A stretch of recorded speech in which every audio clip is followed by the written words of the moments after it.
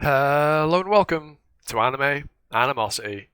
We're back for another week of episode reviews, week 6, and it'll be a little bit of a shorter one this time as the week that I'm reviewing I've been incredibly lazy, and next week's as well will probably be just as short because the week that you're seeing this I'm incredibly busy, or will have been, because obviously I'm recording this, almost a week before you see it. But yeah, so there'll be two relatively short seasonal episode reviews in a row. Probably. It depends how this coming week goes. The week that has just gone by for you. But enough of me being confusing and retarded with the things that are coming out of my mouth. Let's just get into the episode reviews. I have 4 for you this week. And the first one we have is Deate Gobiod Debateru. And this episode actually wasn't too bad. It demonstrates that it does a good job of demonstrating character in a few of the members of presumably the main cast. For example, the sword guy, whose name I fail to remember. He's an overconfident, cocky bastard, and is also rather unlucky, as you'll see. And also, this episode continues to display just how smart and conniving that Akira is. If you saw the episode, you'll understand why. But I'll touch on it in a bit. And once again, Yuri is subject to some rather unfortunate chance as she faces off against a stalker, but at least she can give him what he deserves by punching him halfway across the room. Beyond that, we get a slight look into the group who are arranging this, with how they're trying to present themselves, hiding the real punishment after calling out Akira for his thoughts on them being quote-unquote paper tigers, as they put it.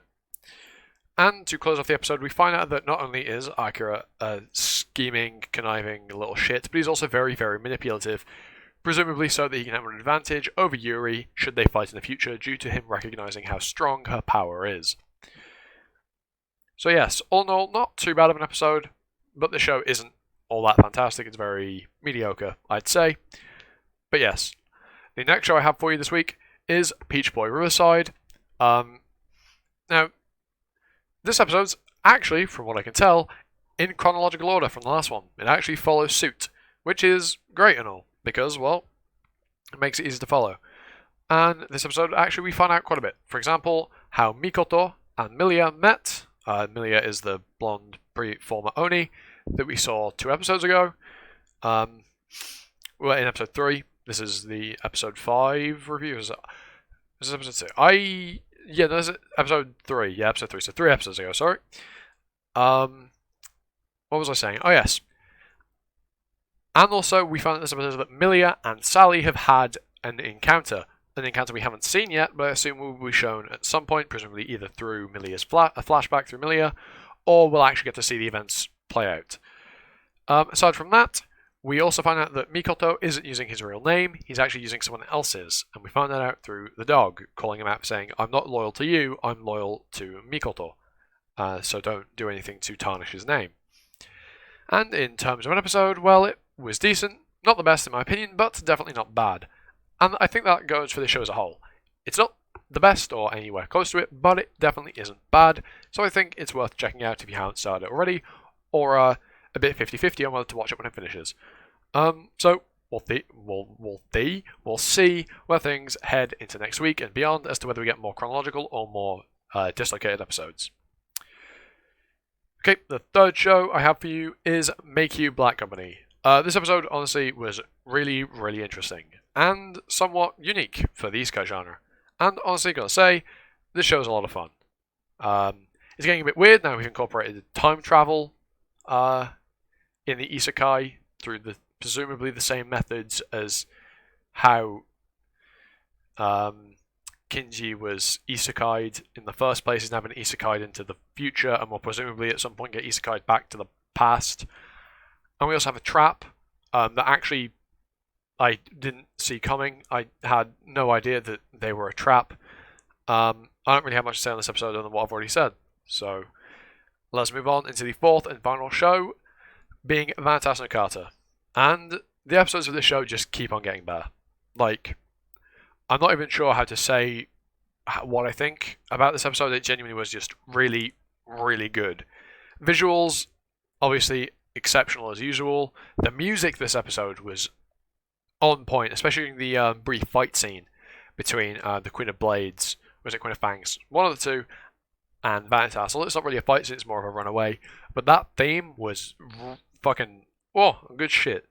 The reveals this episode as well were also really, really interesting and have some broader implications onto the rest of the story.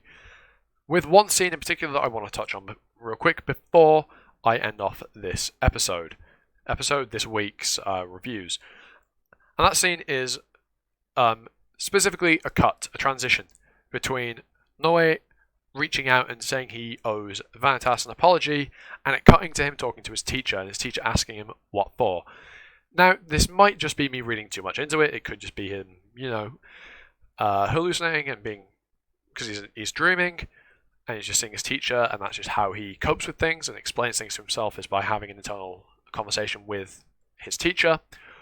Or it could be the fact that his teacher is Vanitas, as in the vampire, not the human.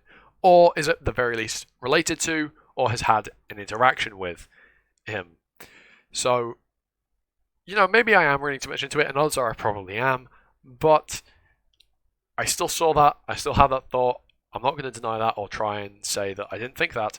It's in stone now, it's in this video, so if I'm right, well, what can I say? I called it. If I'm wrong, well, I wasn't 100% anyway, so it's fine. So if I'm right, yeah, I knew it. And if I was wrong, I wasn't 100% sure, just a bit of misinformation, or, just guesswork, everyone's wrong sometimes.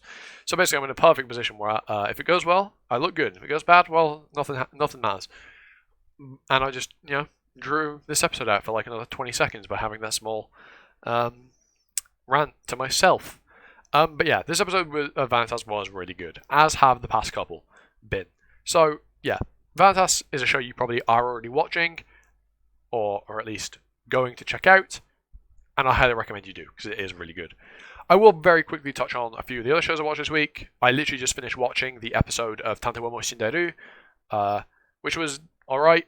My enjoyment for that show has been going down a little bit, but that's more so because I don't really know why that is.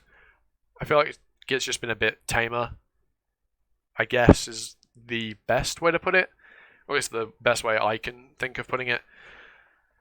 It's not bad by any stretch, don't get me wrong, but I haven't been enjoying it as much as I did when it first started. The episode of Boku no Remake this week, obviously, absolutely incredible. It's my favourite show this season. And finally, I'll touch very briefly on Jahi-sama, which, again, just another decent episode, It was aight, I guess. Wasn't bad. Wasn't as good as the first episode, don't get me wrong, that first episode was really, really good. Second episode was just alright, Good slice of lifey stuff. Moe. It was very, very moe, I guess.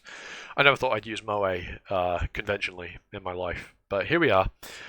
And with that, around 8 minutes or so of quote-unquote reviews, I shall bid you all farewell and see you next week for probably another brief series of reviews. With that said, if you enjoyed, leave a like, comment, sub, hit the notification bell if you really feel like it. And I've been Animosity, you've been you, and I'll get you all next time for another video. Ta-ta for now.